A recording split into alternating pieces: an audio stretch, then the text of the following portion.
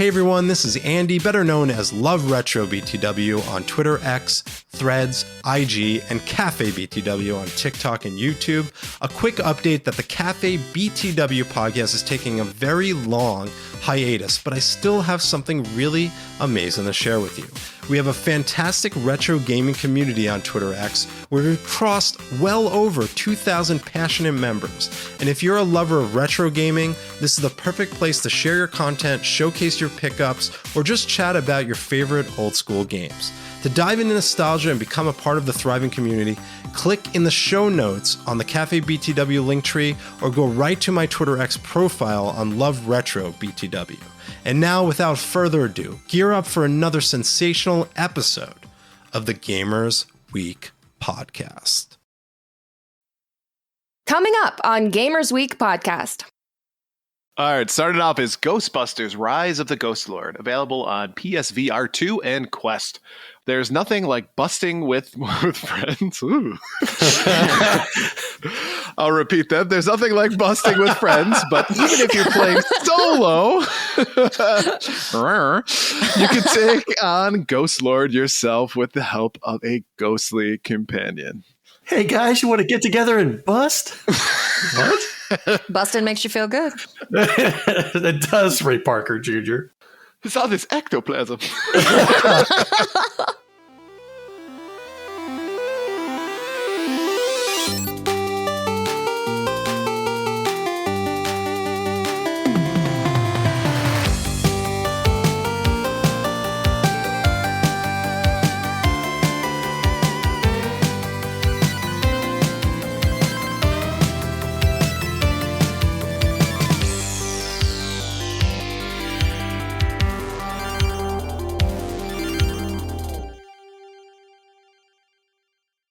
And then Donnie, I noticed with your waveforms from the uncut, like you were fine at the beginning and then somewhere like 1/3 of the way in, it looked like you adjusted something because then they went way small. You're saying that I'm small?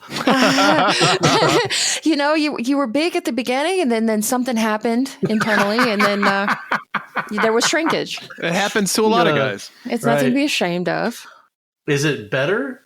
How did the final product turn out on the uncut? Did we all sound similar? Sounded similar. You might want to check like the last 30 seconds of it, though. What did you do? I saw Zach Huge Things say something. I was trying to remember how we wrapped up. Oh, yeah. You should listen right now. Right now? Right now. All right. Maybe the last minute, we'll call it. 5 minutes later. I pulled out 8 of them, but there were probably 14 in total. You kept... You bastard. Really?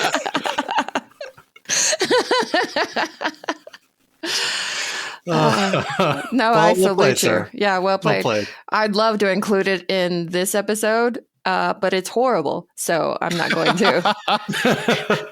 It'll encourage people not to become patrons. Which is not what we want. So yeah, let's just leave it there.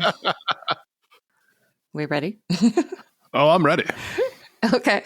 Looking for something. Stand by, please. Where did you go, Donnie? I can't hear him, so apparently you can, though. He said he's looking for something and to please stand by. I guess the hemorrhoid cream got lost or something. I'm looking for a small tube. 1 second. I apologize. I'm still bringing up my notes for... Preparation H. It's fine. Take your time. All right. I think I'm ready. Alrighty.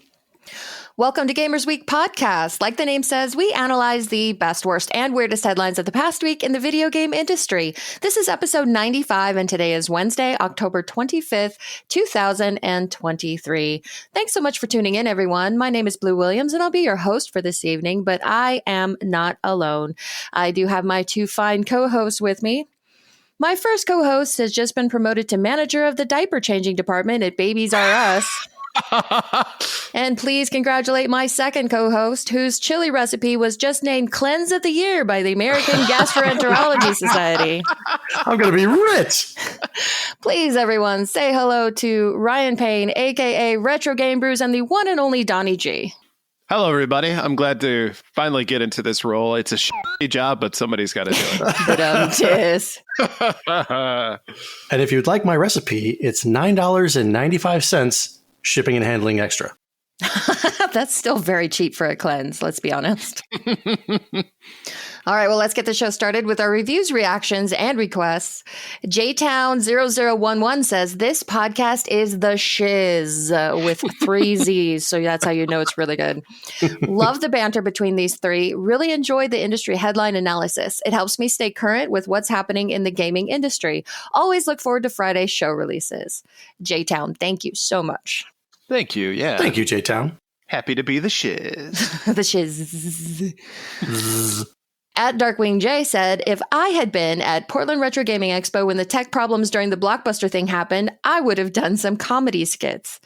And Darkwing J, if you had been there, just raise your hand. You could have totally come up on stage, done a set, and done us a huge favor. What is the deal with the internet being out? Boom, boom, boom. And at Gaming and Gain said, didn't think I'd spend Sunday morning looking up Michigan strawberry, but here we are. You're welcome. In all fairness, I didn't even know what it was either, so... Yeah, Gamers Week is an educational podcast. I think that's how we need to classify ourselves now on the catchers. All right. And now it's time for the...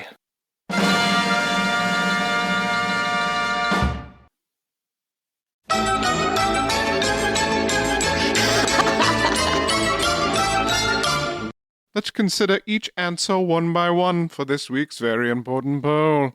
Donnie G, you were the only one who plays first-person shooters, so you decided to include an FPS game into the questions, knowing full well Blue and RGB would know nothing about your references, so you could lie about your victories without any of us knowing. That's right. He was muted when the rest of us were giving answers. But he talked about his sniping ability and made it sound so believable. No, I didn't. Wow. You expect us to believe that, do you? I expect you to believe it. You included Kingdom Hearts. Blue doesn't really love that game. She tells everyone that so that she appears to be a cute gamer to attract more followers. You made one fatal mistake. You mentioned that you didn't enjoy all the games, including some rhythm game out of Japan. Called her out. We all know the true Kingdom Hearts fans love every entry unquestionably. You included Kingdom Hearts as an option so you could keep up appearances about your lie. Yes, I did it. I lied about Kingdom Hearts. I hate Square Enix so much. It flames on the side of my face. So it must have been RGB that sent out the poll. I didn't do it. Well, there's no one else left. I didn't do it. The password was changed. Whoever's got the password posted the poll. I posted the poll. So it was you. I was going to expose you. I know, so I choose to expose myself. Please, there's ladies present. You thought Twitter X was dead, but why? Your Twitter X. Yes. Elon Musk was just a red herring. But the police will be here any minute. You'll never get away with this, any of you. Why should the police come? Nobody's called them. I did, and you're all under arrest. I'm hoping for the ending. All right, RGB, who done it? They all did, but if you want to know who there's a podcast daddy, it was RGB and the VIP with a clue reference. Now I'm going to go home and pull my wife. Yes!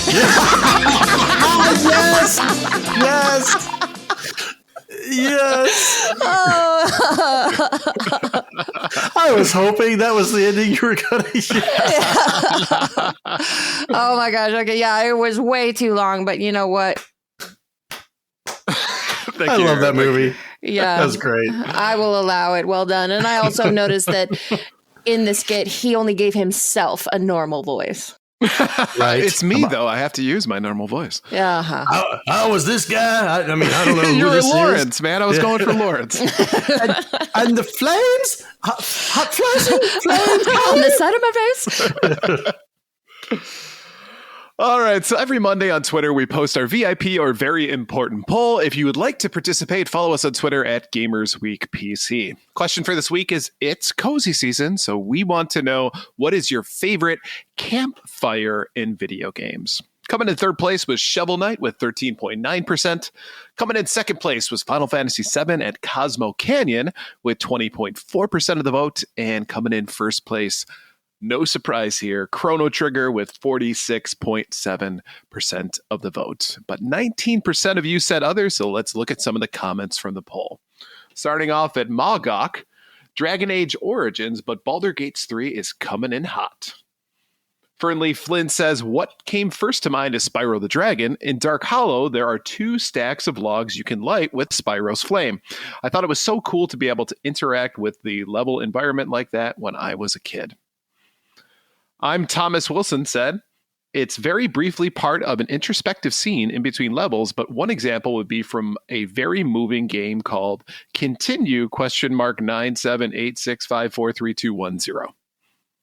At Mind of Mercy says, in 2013, I started my first day working at a florist. When closing, while holding a large glass cylinder, it shattered due to it having an invisible crack, cold weather, and warm weather. I cut a muscle and nerves in my right hand. A Kingdom of Keflings was the only game I could play one-handed. The calm music and cutesy humor kept me sane, even though it's a strategy game. For better or for worse, it reminds me of that time. And SB Poseidon said, what's Chrono Trigger? Got him. I thought you'd appreciate that. Yeah. All right, so taking a look at these 3 choices, Donnie, what are you going with this week? There's just so much content in video games spanning back to the 80s and whatnot that it's just like it's kind of hard to pinpoint just one. But one that did come to mind, however, is a game that I played quite frequently and often back in 2017. It was Dead by Daylight. And I played this game for like religiously, getting home from work and loading it up. And there it is. There's the campfire. You're surrounded by the campfire, no matter if you're the survivor or if you're the killer. If you're the survivor, obviously you're waiting for all these other people to join into the lobby and you're hovering around the campfire, kind of like staying warm and being safe. That's a safe place. But if you're the killer, you're also standing a little bit away from the fire in the foreground. And you can see all of the different survivors gathering around the campfire. It's still a little cozy. You want to go up, you want to introduce yourself and say, hey, I'm Mr. Trapper. I'm going to be your killer this evening. I'm going to be chasing you around the map and trying to catch you up here. And I'll whack you a few times and I might put you on this hook. But hey, it's just, I right now I want us to enjoy this time. So Dead by Daylight for me is my choice. Yeah, just because you're a murderous psychopath doesn't mean you can't make it a pleasant experience. Right. I am a person. I have feelings. Just because you're a bad guy does not mean you're a bad guy. Because I kill you and lop your head off does not mean I'm a bad guy. Nicely done, Donnie. Blue, what about you? Thank you. My favorite campfire in video games comes from Final Fantasy X. So at the very beginning of the game, it opens up and you see the party sitting around a campfire with that really beautiful Xanarkin theme playing, and it's dark and the moment feels emotionally heavy and kind of sad. And because the game has just begun, you don't really know why until much, much later in the game. You come across that exact same scene again, only you're seeing it now from completely different eyes because you know exactly what's going on in that campfire. You know the party's about to go to Xanarkin. You know the cost it's going to take Yuna to pay when you get there, and yet you know you still have to go. And it's just so deep and meaningful and beautiful, and it was one of the first things I saw that made me fall in love with that game. Nice. That sounds lovely compared to Donnie's response. What about you, Ryan, as if we don't know? You would think it's Chrono Trigger, but it's not this time around. Oh. Yeah, it's actually Final Fantasy 7, so yeah, like the other one, I guess. The other obvious choice. Fair enough. Yeah. Final Fantasy 7, I love that scene. You're sitting around the campfire. It's like this moment where you're trying to kind of discover things about different characters within the game. You kind of don't know what your purpose is when it comes to how it will play out for you towards the game. So you end up kind of having conversations with people around the campfire, and they share a lot of anecdotes and information about themselves. So you get to find out a little bit more about each character and what their backstory is. So I thought that was a really good plot device in order to kind of get that to push forward. And of course, campfires are something I love personally anyway, sitting around there, sharing stories with friends, having a few cocktails, s'mores, whatever it is. But it just felt, I don't know, it just felt like it was something that was cozy and familiar. So Final Fantasy VII gets my vote. Now, I don't like camping, but I do like campfires. Isn't that ironic? Donnie doesn't like putting up tents, but he likes burning shit. I'm pretty sure Donnie likes putting up tents. No comment. Good choice, sir.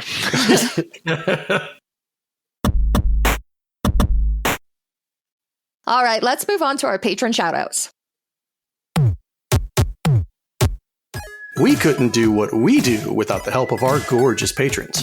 Here are the generous folks supporting Gamers Week on Patreon. Great Siaman81, BNT Zilla Guy, The Mad Milkman, Johnny Boombots, Seven Castle Forest, Crunchy Kong, Sheriff Snacks, Frank Grande, Love Retro BTW, Steven Sand, Ramboski, Terry Canair, Doongie Forever, Ludo Timbo, Ducks in Disguise, Don't Make Me Pull Over This Car, Games with Coffee, Hybridified, Maddo1606, You Fall Before Me, Davey PGH, the Red Ox PDX family, including Shannon and Luke, Shalaziel, Zach Huge Thanks, Number One Blue Sick Boys fan, Sassy Sony, Evo Lust, Rai Rai's Secret Best Friend, Mega Retro Man, Gamatroid, Michael the Kite, Emo-esque, Bill Tucker, The Real Retro Game Brews, Fruitcake's Pickled Pepper, Ducks with Thick Thighs, Wizard of Zardoz, Bobson Dugnut, and Retro Blast Pat.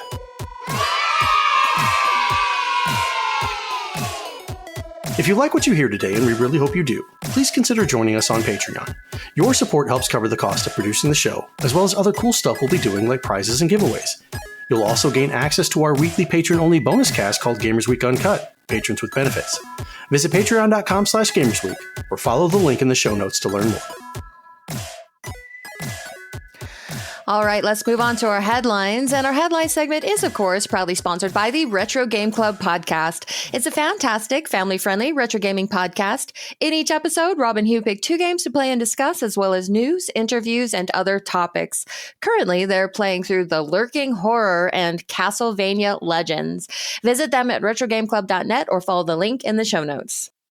So there are good game on the Game Boy for Castlevania, and then there are bad games. So Castlevania Adventure it's playable, it's just not great. There's a lot of problems with it. Castlevania 2, Belmont's Revenge is fantastic. And Castlevania Legends, from what I've heard, because I've never played it myself, is rough. The reason I haven't played it is because it's a super expensive game to own. Mm-hmm. And I remember thinking, right as I was reading this, it's like, oh yeah, I remember it used to be like $70. Well, I just looked it up on price charting and it's like $180 now.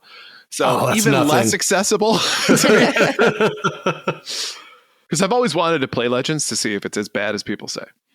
Well, I guess you'll have to listen to the Retro Game Club podcast and find out. There we go. Yeah, there you go. All right, first up from Engadget, Twitch will allow simulcasting to competitor streaming platforms. Twitch will now allow its users to stream concurrently on other live video sites. The announcement was made at TwitchCon in Las Vegas. The company emphasized the simulcasting is permitted as long as the Twitch user experience is not compromised on other platforms. Back in August, Twitch relaxed its rules on cross-streaming, allowing channels to have their own live content appear on social media apps like TikTok and Instagram.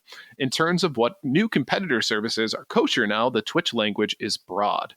Citing that any service is on the table, the lone exception appears to be channels which have signed exclusivity rights with Twitch.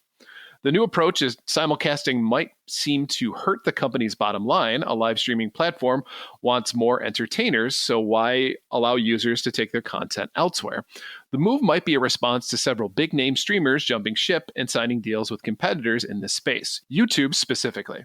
It's pure speculation, but perhaps handing creators additional revenue streams with no strings attached might be enough to keep major players on board and medium-sized streamers happier with their income. Twitch has been trying to update policies across the board to keep both its users and investors happy. The company just attempted to address off-platform doxing, and it has even dabbed with machine learning programs that can moderate chats. It also introduced new features borrowed from other social media companies like Stories and Feeds. I personally never found this to be something that needed to be a thing. So I know that in the article they said, oh, well, why would you want to be able to stream on other competitors because that's going to take away from Twitch? If you're streaming on TikTok, there is a large population of those people who never intend to go to Twitch. I mean, you might have one crossover, a few here and there, and especially too, if your main function is Twitch, you're the one who is responding mostly to the chat when it comes to Twitch, then if people really want the full experience, that's where they'll go. But there are a large amount of that population that has no interest in using something different. I guess, but I'm not sure still that I follow your logic, because this doesn't benefit Twitch either. I mean, yes, let's say that you've got the kids on TikTok and they're never going to go to Twitch. Well, they won't until there's somebody that they're just dying to see. But what I'm saying is that by limiting somebody and asking them to choose, you're preventing that streamer from, we'll say, continuing to do what they do. If they can experience more revenue, they're more likely to stick with your platform. But that's the thing with Twitch, though. You can stream live on Twitch, and then your video a couple days later, you can upload that to YouTube. Yet, granted, you're not going to be streaming live on YouTube, but you can still have people subscribe to your channel and get that monetary revenue. Maybe not the same as you would with Twitch because of the donations and stuff like that. But with them allowing you to do this, it almost seems like Twitch is like looking for a challenge. They've been at the top for so long. They're like, they've got the ego, like nothing's going to hurt us. Let's give a little bit back to the peasants. Let's let them be able to make a little bit of money. And there really is no other viable streaming service around that can topple or take down Twitch like we thought Mixer was going to do, or there's another. Yeah, Kick. Like when I think of streaming, I automatically think of Twitch. Very, very, very close second. Actually, a very far second is YouTube. I don't really think of YouTube as a streaming service. I think of just music and videos, and that's it. So Twitch still has a stranglehold on the streaming environment, and I think that this is just their way of saying, like, we know we're the badasses. Let's just go ahead and it doesn't matter if they're allowed to stream concurrently on another platform. Do they have a stranglehold though? Because I mean, let's be honest, we're in our 40s, late 30s and 40s. So just because you don't think of anywhere else when it comes to live streaming, that's not necessarily saying the 18 to 25-year-old demographic thinks that same way. Absolutely. But my argument is, where would they have gotten their first inclination of streaming? It more than likely was Twitch. Then YouTube started coming along, and then Facebook with their, and now TikTok with their being able to go live and do all that stuff. But I think Twitch said it has to be the primary, right? So you have to be the one. Right. From a streaming perspective, I completely agree with this. This is very user-friendly. From a Twitch perspective, it feels like rolling over and giving up. Because, I mean, if what Donnie said is true, if Twitch still has the stranglehold on the live streaming space, then why on earth would you have to make this concession? If people aren't going to come to Twitch off of TikTok or whatever, then they're going to miss out on what you have to offer them, which is, where all the cool kids are streaming from. And I think the only thing that sticks out to me is just exposure. If you're able to stream on more platforms, that person gets more exposure. That will trickle down to people going on Twitch, potentially. Potentially, but that's kind of like how well people always think trickle-down effects work in general. So it seems kind of iffy to me, but... Indeed I do. I studied economics. Yeah, but hey, what the hell? Even if it's a business perspective, it seems kind of baffling to me, but it is a good thing for the users. So for that respect, I'm happy for streamers. What's good for the goose is good for the gander? Ish. What's a gander? A collective of gooses? Geeses.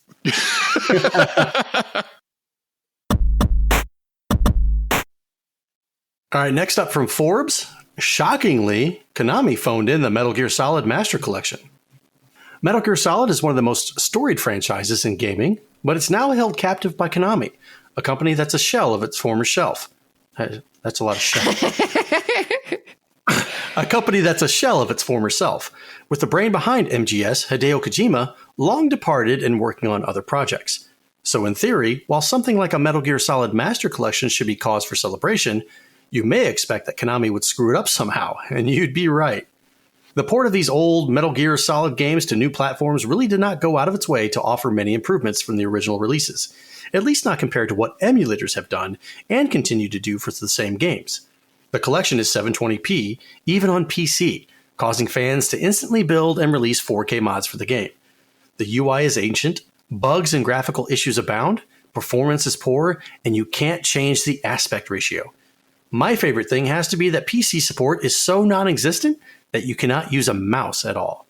You have to move with WASD and shoot with U. Boo. The whole thing is really just a cash-in, which is about all we can expect from Konami. There is, of course, another volume in the works with more Metal Gear Solid games, and because they are newer, perhaps it will all feel a bit better. But you simply cannot expect Konami to do any more than the bare minimum here, given what we're seeing with Volume 1. If there's anything good about this, it's that these are still good games at baseline. If anything, the Metal Gear Solid Master Collection makes a great case for emulation. If the owners of the original IP are going to try to squeeze cash out of big fans with the minimum amount of effort, they should understand that there is a superior product out there for free. This is something Nintendo has also failed to learn with its restrictive access to old games, leading to endless emulation of their titles. We have seen many classic series find great success with ports, remakes, and remasters of old games, but we have seen plenty phoned in as well. It's extremely easy to see which camp this falls into, and it's not surprising when you look who's behind it. Why is Konami getting a lot of flack? I mean, do they have a track record of releasing like Masters collections or whatever, and they're just like the complete crap? No, Konami hasn't really come out with a lot of games lately that have been worth anything, realistically. Unless you're a pachinko machine fan. Right, there we go. Okay, that's where the money is, I guess. Yeah, they want the Sega Sammy way.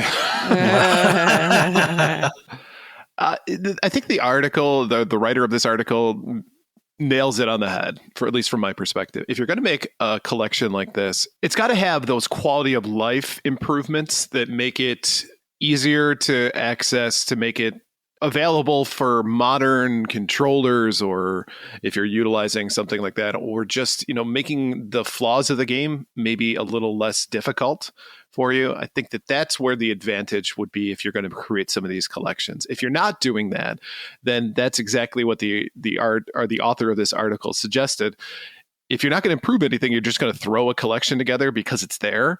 Emulation exists, and it's pretty darn easy to find a whole bunch of emulators and those ROMs for those games anywhere online. I mean, yeah, sure, you got to go to certain sites that may be questionable. But once you download them, they're yours. You can do whatever you want with them. And it just doesn't make sense to me to put this all together in a collection, especially one that isn't 720p, one that doesn't allow you to use the mouse to shoot.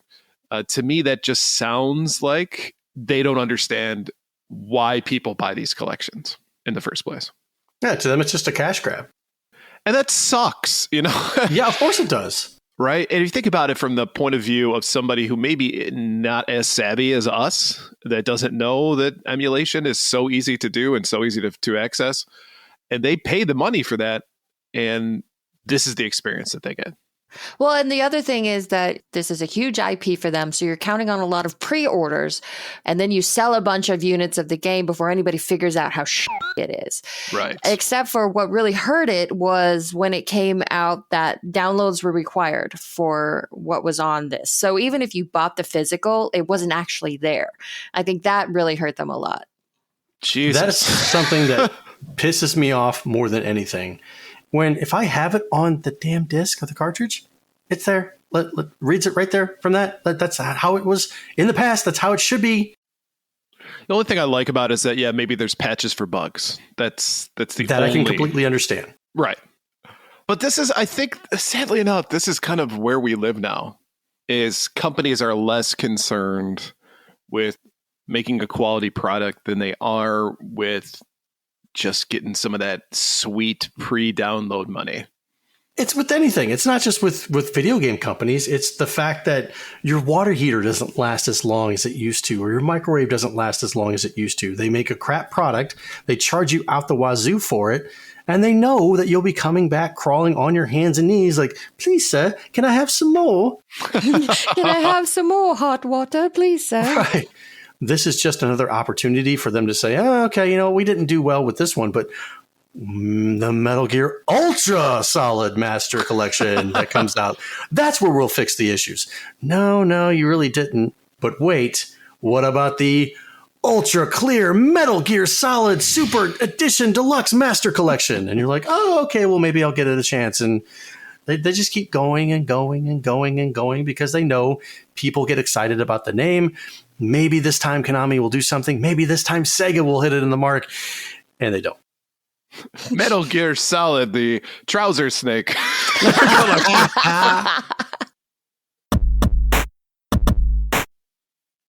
Next up from Business Insider, Blizzard is giving away a PC infused with real human blood. Blizzard is hosting a competition this month for a strangely unique PC that will make someone's blood run cold, quite literally. The game studio, which is behind popular games like Diablo 4 and Overwatch, is giving away a PC that might be part of a vampire's dream gaming setup, a liquid-cooled PC that's infused with human blood. The PC will come with an NVIDIA GeForce RTX 4090 graphics card, an Intel Core i9 CPU, 3 terabyte SSD storage, and a Quantum Vector GPU water block, and will, of course, be infused with human blood, according to NVIDIA. The blood donations and the blood-infused PC are both a reference to the newest season of Diablo 4, Season of Blood, which launches on October 17 and features vampire powers. Blizzard is also encouraging gamers to donate blood at their local clinics or food banks to help their communities. Players above the age of 18 who donate blood will be rewarded with in-game prizes, according to Blizzard. The blood drive will last from October 20 to November 20. Of course, the blood donated by gamers will not be going into the PC. Once the blood donation goal, a goal of 666 quarts, is reached, the giveaway for the PC will begin. Blizzard said it's also giving Diablo 4 players new items like weapons and armor when blood donations meet certain goalposts. The idea of a blood-infused item being given away may seem a bit bizarre, but Blizzard is not the first company to hop on the idea of infusing a product with blood. In 2021, Lil Nas X released a custom pair of Nike Air Max 97s infused with a drop of human blood in each pair. This was in collaboration with Mischief, an art collective best known for its big red boots. Later in 2021, professional skateboarder Tony Hawk sold 100 custom skateboards that were painted with his blood. The boards were seemingly a hit as they sold out shortly after going for sale. I can't believe they didn't mention Kiss, the comic book in which the band put their own blood, and we're talking like the 1970s, into the ink of that comic book. Oh, hey. That was a long time ago, Sonny. That was probably way before this writer was alive. I'm just going to go out on a limb. How many people bought one of Tony Hawk's custom skateboards just to see if they could clone him? And then have a child that was a skateboarding prodigy? Why are these all going to China? I think this is a cool gimmick. If the PC itself looks diabolical or Diablo-esque, I'd be all in for owning this thing. Now, what happens when it breaks? And are you going to have a hazmat situation on your hands where you got to call in some people with some gear and get it cleaned up? I kind of do want to know, whose blood is going in the PC? Yeah. I don't want to know that. I mean, if it's going to be in your house, is it some bums that they picked up on the corner or... Here's a sandwich. Here, come here. Here's a sandwich. How do you keep it from getting all goopy?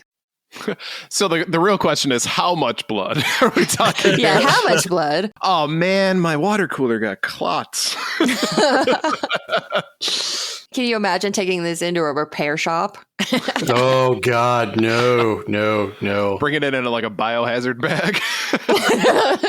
It's got to be something with like the paint job, right? And not so much that it's liquid cooled with somebody's blood.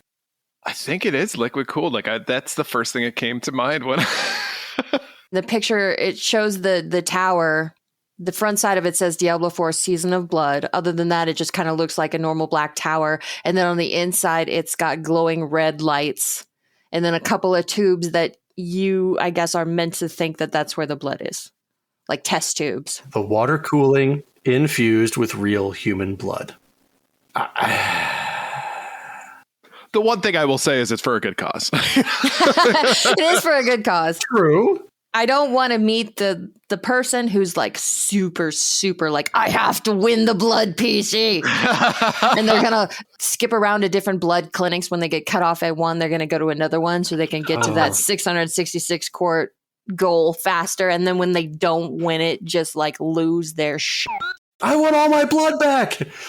Or they do win it and they try to drink it and die.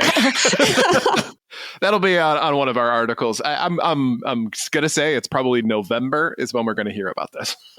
Darwinism at its best. Gonna say, remember that article? Well, we've got an update for you. Yeah, we'll check in 4 to 6 weeks on this. I am all for stupid people doing stupid things because that thins the herd.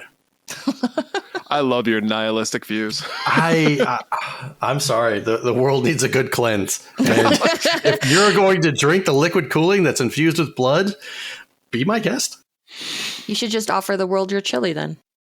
Oh, very nice. It's not going to kill you. That'll clean you out, but it won't kill you. Coming out next Halloween, The Purge Chili Con Carne.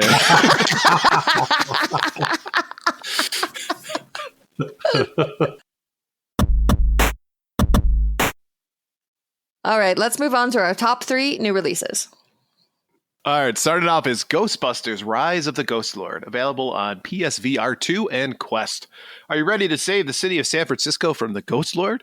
Grab your friends and squad up in this cooperative multiplayer adventure made exclusively for VR.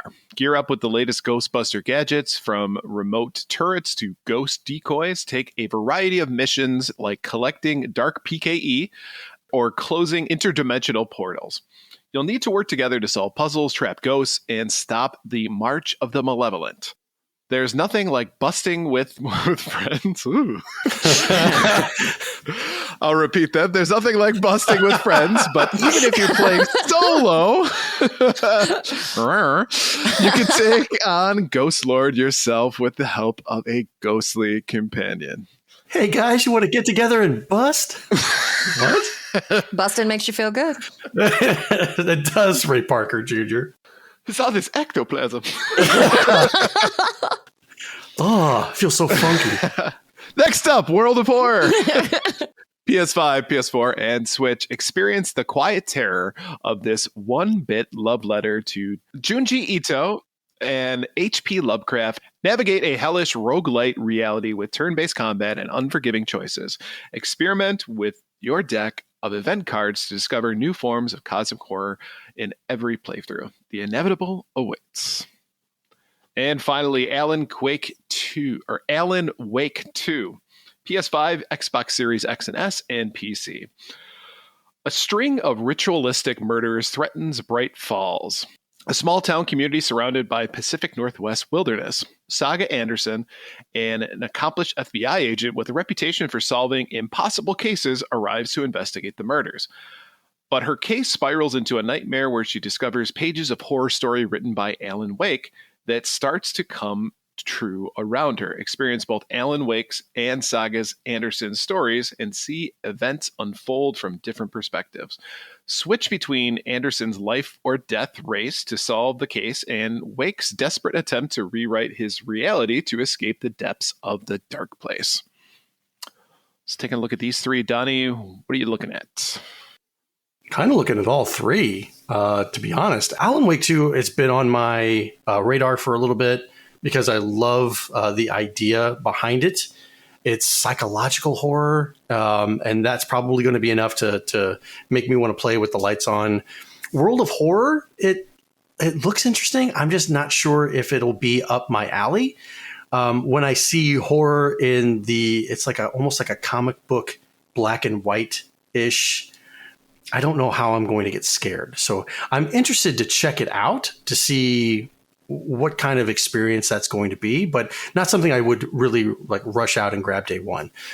Ghostbusters Rise of the Ghost Lord. I'm kind of all in for busting some ghosts. Ew. The only problem is that it's VR, and I seem to get very motion sick when playing VR games, but the idea sounds great. I would love more of these intellectual properties that we knew and loved as kids coming into a VR setting that puts you right into the role of a Ghostbuster itself. So Ghostbusters, Rise of the Ghost Lord, and Alan Wake 2 are at the top, with a close second of World of Horror. Nice. Blue, what about you? So I would go ahead and skip Ghostbusters for the same reason. VR makes me a little queasy, which is a shame because I bet it's pretty fun. Alan Wake 2, I would like to support it being kind of a smaller or a mid-sized studio. However, remember, this is the digital-only game, which we all hated. Yes. So I'm torn. Do you take the good with the bad? Is it this like a bigger picture kind of thing? Or do you stand your ground on the whole digital side of it? I haven't entirely decided. Probably, honestly, what'll happen is I will pick it up, but at a discounted price eventually at some point when it goes on sale. You take the good, you take the bad, you take them both, and there you have the facts of life. Thank Donnie you. takes on all comers. What? Giggity. So that leaves me with World of Horror, which is a game I've had my eye on for quite a long time. I love Junji Ito. The mangas are amazing. And I know, Donnie, you were saying, well, it looks like a comic book. I don't know how I would be scared. I wouldn't say that they're scaring, but I would say they are super disturbing and kind of get under your skin and stick with you long after you've finished reading them, especially his artwork and images. I would definitely recommend you check them out and see exactly what I'm talking about because they are unlike anything else I've ever read. So if this game is a love letter to that, I am 150,000% in, and I will be buying World of Horror. Ryan? I would love to play Ghostbusters. I really would. But I'm in the same camp as the two of you. I don't think that this is a game that I would be able to handle in VR. It looks kind of like Fortnite a little bit, though, from like the art style. So that's another turnoff. But I love Ghostbusters, so it's kind of disappointing to me that it's strictly in VR. With World of Horror, I'm not a big fan of roguelites. So that one turns me off a little bit, but it's also turn-based. So I'm conflicted. It looks like it says it's an RPG. Well, it sounds to me, though, it uses a lot of body horror. Would you say that that's fair, Blue? If it's Junji Ito, yeah, I will. Yeah. And I don't like body horror. Hellraiser, nah, that wasn't me. That's not, yeah. Saw and like, I don't want to see that stuff. We have such sights to show you. Right. So I'm stuck with Alan Quake 2 on this one. And I too struggle with this idea that it's digital only. But that being said, it has been a game that is basically 13 years in the making. It's like 2010 was the last time an Alan Quake game came out. It's Wake. Yeah, Quake. take a drink every time Ryan says Alan Quake. Alan's Quaker Oats. I hate you guys.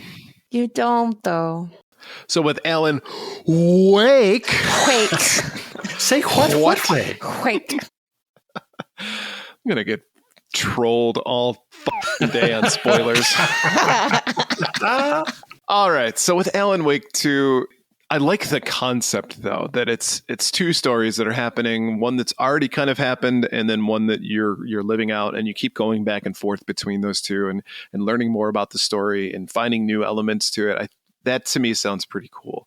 Looking at the visuals of it, it's very dark and they use a lot of neon lights as well, which I love that view, if you will, of having something so bright but not being able to kind of fill up the whole space. So it becomes much more creepy and kind of scary. So I like that visual as well. So, if I had to choose between these three, Alan Wake 2 is probably the one I would go with. Nice. Well said. Thank you. All right, let's move on to our main topic for the night. From IGN, Nintendo shocks competitive fans with strict new community tournament guidelines. Nintendo caused a stir across its competitive fan base when it announced new guidelines regulating community tournaments. The guidelines dictate the terms for not-for-profit, small-scale community tournaments involving games for which Nintendo owns the copyright. In short, these guidelines define the terms that organizers would have to follow in order to qualify as a small-scale event, allowing for them to function without an official license from Nintendo. Here are some of the highlights of the new guidelines. Community tournaments may not generate commercial revenue except as permitted by these guidelines. A cap of 200 participants in person or 300 for online tournaments. Organizers may not receive compensation from third-party sponsors and may not sell food, beverage, or merchandise. No prizes exceeding a market value of $5,000 in total. No spectator fees for online tournaments. Organizers must publicly disclose all accounting related to the costs of hosting the event promptly. Organizers can still hold larger, for-profit tournaments, of course, but those would require a license from Nintendo. As was pointed out on social media shortly after the announcement, this means that larger tournaments that have already obtained licenses should be in the clear. Still, the immediate response highlights the ongoing, complicated issues between Nintendo and its competitive community, particularly among Super Smash Bros. Even licensed tournaments, like last year's canceled Smash World Tour Championships, have faced extensive issues. Melee Pro Axe wrote on Twitter that the new guidelines are extremely concerning, especially for Melee tournaments in particular, where Nintendo might be more hesitant to hand out licenses for its 22-year-old game. I'm scared for my life, Axe added. Another serious issue was raised by streamer Arevia on Twitter, which specifically concerns the restriction of game consoles, accessories, and software not licensed by Nintendo. As she points out, that would exclude third-party accessories that are used to make tournaments more accessible for gamers with disabilities. Many disabled gamers like myself use third-party accessories to be able to game, wrote Arevia. This can be anything from controllers you can use with your feet, tools to make the game work with a straw you can blow in to move your character, all the way to 3D printed specialized equipment that lets you use a regular Joy-Con or Pro controller. All of this is equipment we need to be able to game, to be able to join in like everyone else, to be able to access games, consoles, and a hobby we love. I can somewhat understand Nintendo's need to protect their IP, but this is taking it so far that it will exclude children, youth, and grown-ups that need accessibility to play games like everyone else. This is not something that will help Nintendo have control over their own design. This will literally just exclude a bunch of gamers solely based on the fact that we are disabled. Even as much as the Smash community is shocked, however, some have pointed out that the guidelines aren't too dissimilar from those in other professionally licensed esports. Others, meanwhile, have noted that controversies in the past may have sparked Nintendo's push to exert more control over tournaments that involve its games.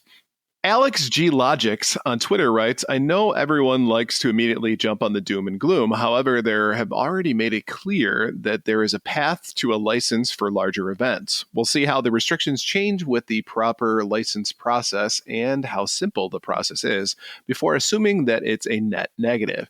Getting things more organized and processes in place is a good thing for the space, if done correctly.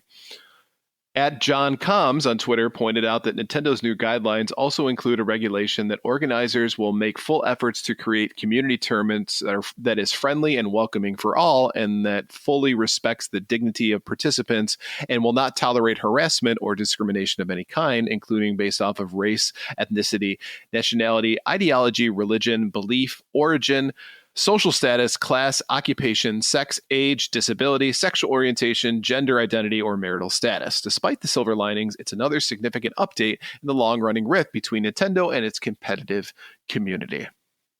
So, Ryan, next time you do an RGB high score where you have Super Mario Kart, be sure to publicly disclose all accounting related to the cost of hosting the RGB high score promptly. Describe promptly. Within 5 to 10 years. Right. So I will post this out on Twitter and I'll say $0, $1 million my time. Right. And those RGB high score shirts you sell? No more. Forget it. No more. That's right. You can't do that. Sorry. Yep. I think I could get on board with this with the newer games from Nintendo. Okay.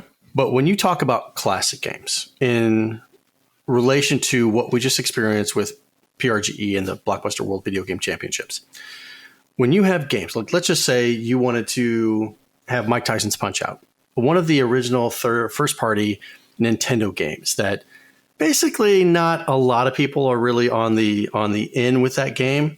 Maybe it doesn't have like such a huge following as you would think that some of like Super Smash Brothers or even Street Fighter or something like that would have. You're really going to make me obtain a license to host a tournament for this game? Well, yeah, I saw somebody on Twitter had posted like when 301 people show up for your online tournament, and then a gif of somebody like the jail cell swinging clothes right in their face. That's a good point. You don't always have the ability to limit that. For example, at PRGE, they had no idea how many people were going to sign up, and it was over 200. So we would have been violating the rules from Nintendo if had we used one of their games. Right. Right. And that wasn't even that big of a tournament. Right. I mean, considering the number of people who attended PRGE itself, it seemed like a very, very small little corner of what was going on there. And it could have been, the numbers could have been in the thousands. Right. So that would leave the Blockbuster organizers to say 200 people can sign up, first 200 get in, and everybody else, sorry. It seems so exclusionary. And I'm not sure what the reason for that is necessarily. I guess Nintendo lawyers probably felt like they had to draw the line somewhere at what counts as a small event. Okay, we're just going to say 200 people. But I mean, seriously, what's the difference between 200 and 201 or 300 for online and 301? I mean, there's nothing. It's completely arbitrary. Yeah. And this thing of you may not receive compensation from third-party sponsors. I mean, what counts as compensation, I guess, because like if you have the third-party sponsors are providing, I don't know, the consoles or something, like, I don't know. Or if they're providing prizes. Yeah. But they better not exceed $5,000 in total. Is getting compensation for your costs as well? So, for example, if you had somebody sponsor you to pay for flights, hotel rooms, that kind of stuff. Right. For people to come in, is that considered compensation at that point? Because, I mean, if you're hitting, I guess, that rock bottom, like, making sure we cover all of our costs, technically, I think that is compensation, though. So you have to host these tournaments potentially at a loss as well. And if it's shortly organized, let's just say if it's some mom and pop retro shop, I didn't mean for that to rhyme. If it's a local store that puts on a tournament, and let's just say they advertise it 2 weeks ahead of time. Like there's a shop that opened up in my area, and they've had a couple of video game tournaments. Like I think the last week was a Typing of the Dead tournament. And I know it's not Nintendo, but the chances of them having a Nintendo licensed game in one of their tournaments is pretty highly likely. So they're advertising locally. And I guarantee that Nintendo's not keeping an eye out on every single city and every single state saying, oh, we gotta sniff out all these people that are hosting these tournaments with our games and yada, yada, yada. We're going to shut them down. No, chances are these are going to fly. They're going to complete. They're going to fly underneath the radar, and Nintendo is not going to have any clue or inclination that this ever went on or happened.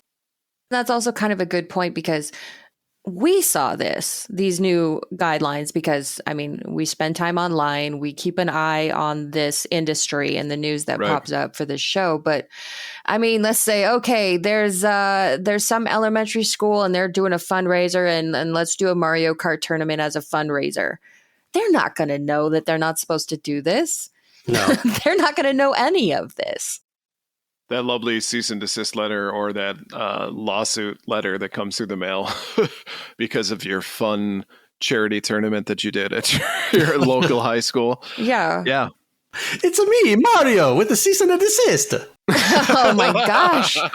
This seems like it's going to make them have so much work to do as far as policing these ridiculous standards. Like publicly disclose the accounting related to the cost of hosting the event promptly. Why? Because you want to make sure that we're not receiving more income than we're supposed to, like real compensation from third-party sponsors, that didn't happen. And then how much time are your accountants and lawyers going to spend looking over the books for all of these itty-bitty tournaments that happen to make sure they haven't been cooked or that they've actually disclosed anything? Like, are you going to send them demand letters for receipts? This is absurd to think that they could possibly police this. So why bother putting it out there? You know, it's just on Nintendo's website under their career section, and they've got a lot of listings for places all over the U.S. For a job title of snitch. You know what snitches get. Apparently, snitches get big bonuses from Nintendo. Or they get Nintendo Switches. Switches. One of a kind switches. I'll be a snitch. I just look forward to the day when Nintendo realizes how much they're alienating their player base by doing stuff like this. That's funny. That's funny, Ryan. Right. It's wishful thinking. It is because, you know, this news comes out on the heels of Super Mario Wonder, which is massively successful. And I'll go ahead and say that it's an amazing game and I love it. So they know that they can do all this kind of horrible stuff and we'll still come back to them on our knees. We're in an abusive relationship with Nintendo. We are. Oh my gosh. We need an intervention. And we just keep coming back. I mean, Nintendo loves us, right? Right? I thought I was in an abusive relationship with Activision Blizzard, but it's been Nintendo the entire time. Before we move on, let's take a quick break to talk about our sponsor. This segment is proudly sponsored by A Gamer Looks at 40 podcast. The show explores the history of video games through the stories and experiences of the people who lived it. Join host Bill Tucker along with a rotating cast of friends, family, podcasters, journalists, and anybody with a story to tell as they go beyond the bits and bytes to share personal recollections of the last 30 years of gaming. On Monday, Bill will be dropping a PRGE recap episode complete with his thoughts on the show, on-the-floor interviews with various interesting people, and the occasional spicy hot take.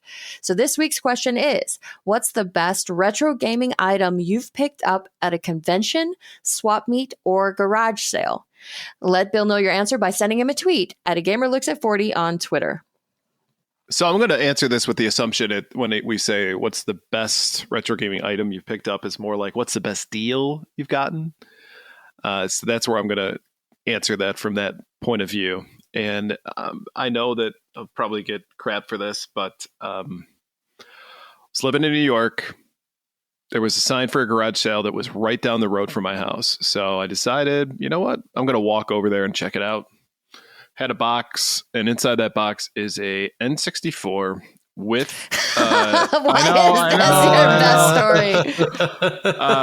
with the expansion pack with Donkey Kong 64, GoldenEye, Mario Kart 64, Majora's Mask, and Wave Race 64, Body Harvest, and they wanted $5 for the whole thing. Boom! Jeez. Automatic purchase. So I didn't have any cash on me. So I said, hey, I'm interested in that. I'm going to go get some cash and come back. And the only money you can get out of an ATM is $20. Well, I come back and there's another guy looking at it and he's like, oh, I'm going to get it. And I said, well, I've got $20. And she turns to the guy and says, he's willing to pay $20. And the guy goes, whatever. Oh, Sucker. So I paid more than they asked, but I still got a hell of a deal. Yeah, so, I think you did. It came with 4 controllers as well. Also, that's a rookie move, walking up on a garage sale with no cash. With no cash, right. You know, it was just like a spur of the moment thing, you know. Do you guys take a third-party out-of-state check? No? Okay. Damn. Western Union? Telegram.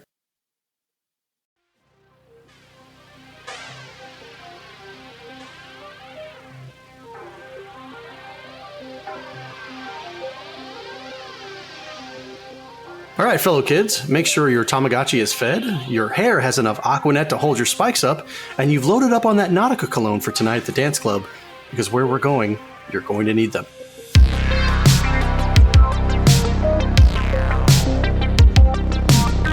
This is the Retro Rewind for October 1998. Let's take a look at some of the top Billboard songs and their artists for this month. The First Night by Monica. It's been 1 week since you looked at me. By the Bare Naked Ladies. Any of you know that song? Chicken to China, the Chinese. Yeah, the Chinese chicken part. Everybody knows that part. You have a drumstick and your brain starts ticking? I Don't Want to Miss a Thing by Aerosmith. Exactly. That's a groan. Like, really? Like, I could go the rest of my life without ever hearing that song again. Mm-hmm. Crush by Jennifer Page. It's Just a Little Crush. I'll Be by Edwin McCain. How Deep Is Your Love by Drew Hill featuring Redman. This Kiss by Faith Hill. My Way by Ursher. Time After Time by N.O.J. Ursher. You caught that? You caught that? Time After Time by N.O.J., which actually is a pretty good rendition. And When the Lights Go Out by Five. That's one I don't think I've ever heard. Oh my God, Five. You've heard of this band? Yes, that was like Wish.com in sync. Wish.com in sync. Yeah, I think they had one radio hit. And that was probably it. And I remember listening to it in the car on the way to school. Like, I'm driving the minivan, sisters loaded up in the back and have the radio on, and I'm tired and I don't want to go to school. And then this horrible song comes on the radio and I'm like, what the is this? And it was Five. It was Five. Well said. Hot on TV back in 1998 in October was That 70s Show, X-Files, The King of Queens, Everybody Loves Raymond, Mad About You, Buffy the Vampire Slayer, Third Rock from the Sun, Friends, Frasier, and The Drew Carey Show. Frasier. It is Frasier. And I just heard that they're actually coming back out with Frasier again. Yeah, and then I saw that somebody had made like a fan game mashup of Frasier and Final Fantasy, and the article said that playing that game was way better than watching the terrible Frasier reboot. What? Oh, wow. So if you're looking for more Frasier, you know where to go. I guess the comedy just doesn't hold up. I mean, when you look at the reboots of all these old shows, how many of them actually do hold up?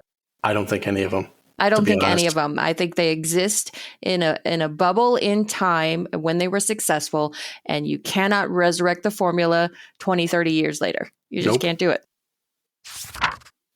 Hot at the theaters this month was Ants with a Z.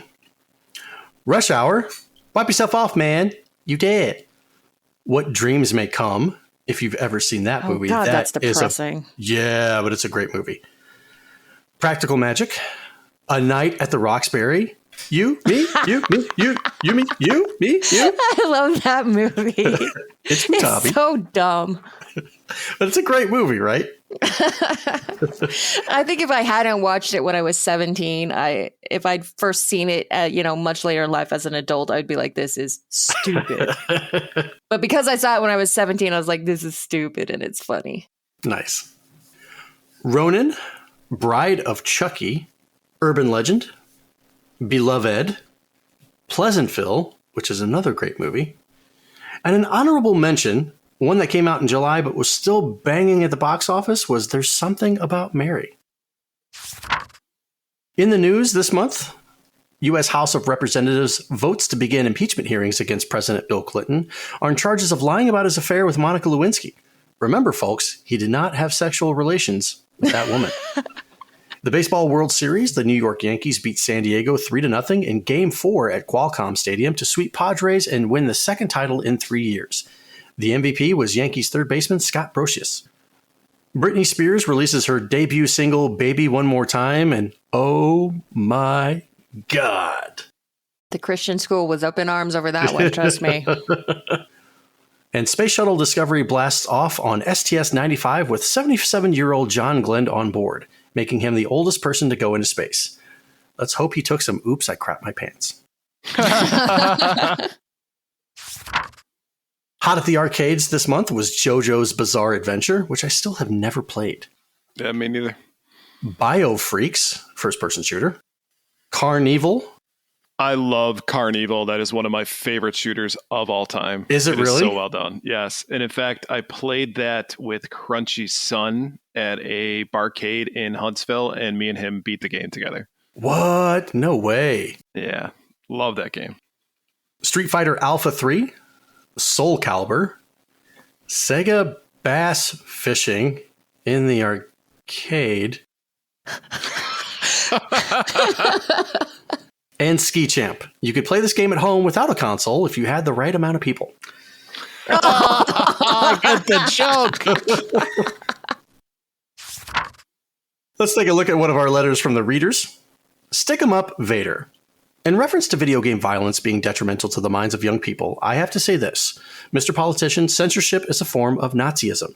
Blaming video games for real-world violence is an easy out. Mr. Politician, you know it, I know it. Most acts of violence can be traced back to psychological and physical abuse from something in a person's past, not from a cartridge or a CD. I've been playing video games for almost 20 years now. In those 20 years, I haven't killed a single person, so I could stick a quarter in his or her mouth or hit the reset button to try again.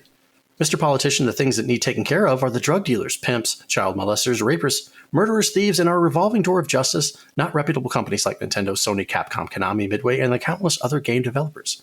Mr. Politician, before you spend all this money and all this time on the video game referendum, spend it where it truly needs to be spent. Educating our children, bettering our schools, cleaning up our streets, and helping those who have been physically and mentally abused. Save the children who are being abused and those who are starving to death on our streets by tackling an issue that has no impact whatsoever to the child who lies in a gutter, sleeping in a box, eating out of the trash behind Joe's Diner. Mr. Politician, when you were once a child, did you not go out with your cowboy vest and six-shooters and pretend to shoot up a trio of desperados, or in my case, Darth Vader and his army of stormtroopers? Video games are no different from doing exactly that, except that you don't get any exercise or fresh air or sunshine. Uh-oh, looks like I just gave Mr. Politician something new to bark about. I can see the next anti-video game issue now. Video games makes kids fat and lazy. The horror, oh, the horror. That's from Jay Rudy of Irwinton, Georgia. I'm going to agree with Jay Rudy on one thing, that the schools do need some help. That's why almost 20-year-old kids think it's okay to compare video game censorship to Nazi Germany. Right? Because that's the same. So this was back in 98, too. Yeah, 98. So clearly the high schools have failed, at least in that regard. In video game news, the PlayStation 2 has film-like graphics. In an interview with EE Times, Sony exec Ken Kutaragi revealed the company's goals for future game hardware. Today's video game computer graphics looks like computer graphics. Our goal is a film-like graphics quality that won't make viewers conscious of or annoyed by the fact that they are indeed looking at computer graphics. Sony has not yet made an official announcement concerning PlayStation 2. Watch GamePro for future facts.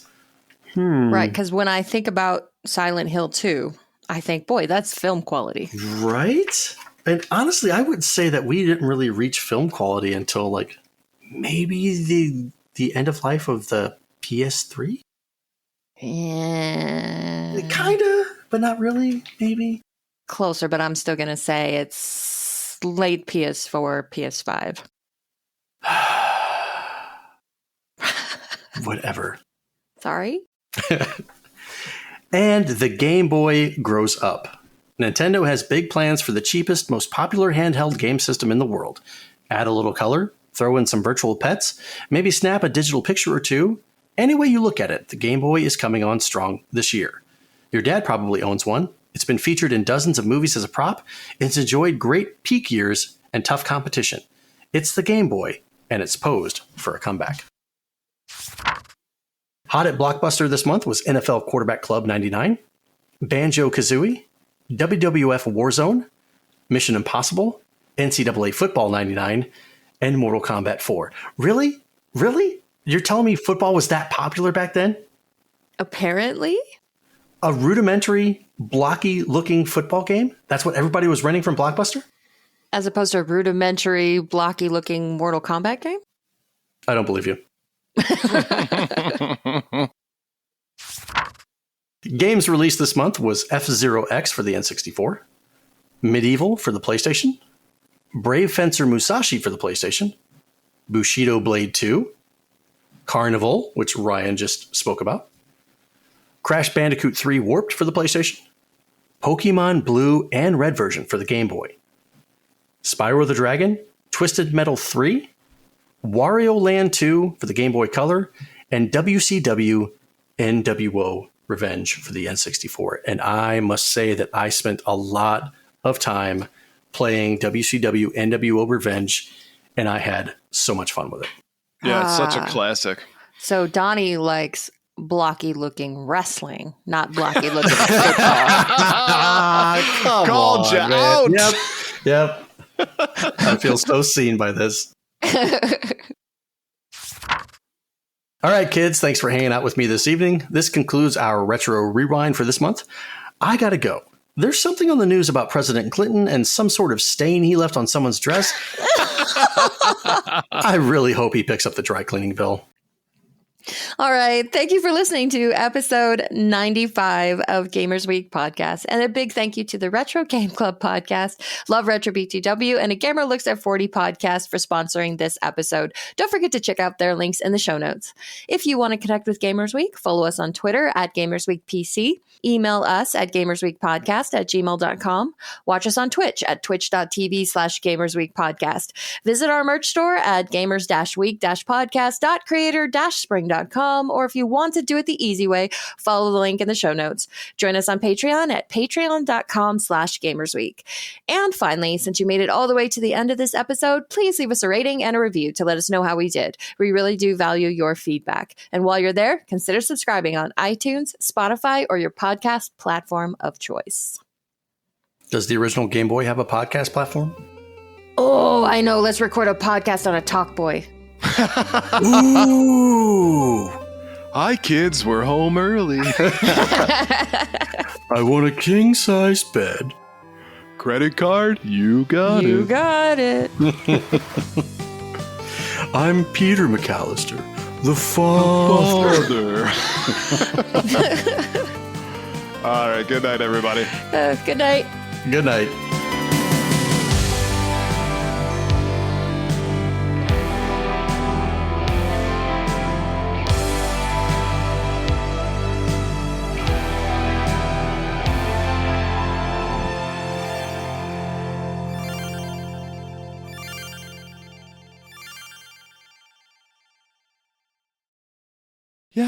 Yes, I did it. I lied about Kingdom Hearts. I hate Square Enix so much. It flames on the side of my face. Welcome to Gamers Week Uncut. Welcome to Gamers Week Uncut. Welcome to Gamers Week Uncut, patrons with benefits. This is the unscripted, patron-only bonus cast with less editing and more dirty jokes. We don't know where the conversation will go, but we're sure it will be weird. This fish just went right on my nipple, and I'm just like, I Google Street Fighter 6. The first search result that comes up is people think they can see Ryu's in the Street Fighter 6 reveal. Listen up here, kids. You're not going to want to get one of those VD STDs things, right? Make it fall off. When you go, grab a pro. You'll be doing it for America. that was perfect. If you want to hear weekly episodes of our patron-only bonus cast, join us at patreon.com/gamersweek.